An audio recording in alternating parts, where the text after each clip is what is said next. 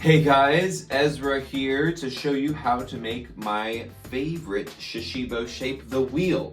And I'm going to take one of my cubes right here, squeeze it so that we can see those three magnetic seams coming apart just a little bit, and stick a finger in there and peel it open just like so into the crown shape. Now I'm going to take the crown and I'm going to flip it around so I see this section right here in the back. While I hold on to this crown shape right here, I'm going to pull it open and down into the star, and I'm going to keep focusing on that piece, splitting it down the middle, just like so. See what I did there from the star? We're going to take that piece and split it down the middle, open into this tab shape, just like so. So we have this kind of hexagonal piece right here with a flat rhombus outlined right like that. And that fits through our section right here. So the next trick is to make 8 of those shapes.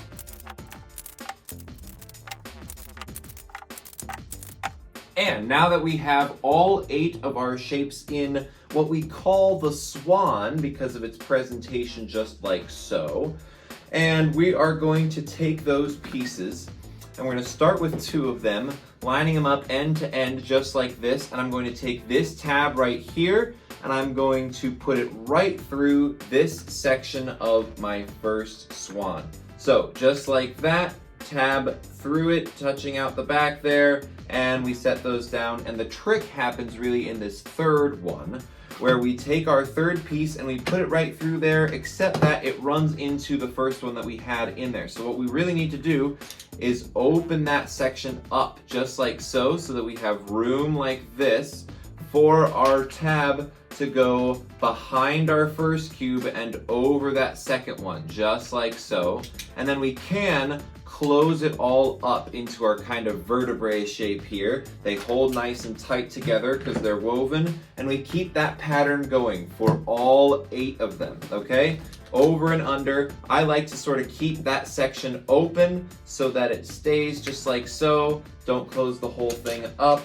We just keep it going, lifting up that last piece over and under, over and under, over and under until we come to our last cube. Now all 8 of them close up into that hive, and you want to make sure that we've got our tab at the very end and the point of our crown up at the other side, and the rest of it holds together really strong. So now that we've got it all locked in, I'm going to keep my hands right here to keep the back of it supported, and I'm going to bring this end all the way around to meet this end right here. And I need to make this tab go all the way through the top of this crown, just like I have been doing the whole way around, and then I'm going to hook it behind this piece right here. And that's tricky to do, so it's okay if it takes you a couple tries, but we're just going to keep the cubes as loose as possible while tucking it through there. You see that piece poking out back there? Now all we need to do is keep this one coming around. We've got this last tab, we put that point through it, and now we've got the whole thing woven, but it's looking pretty loose. So the trick here is to push in, not on the whole sides because that'll keep it in this shape, but we want to push in just in the middle, in that crease right there, okay? So if we push in right there, we should have our wheel. Hope that helps, guys. Have fun shape shifting at home.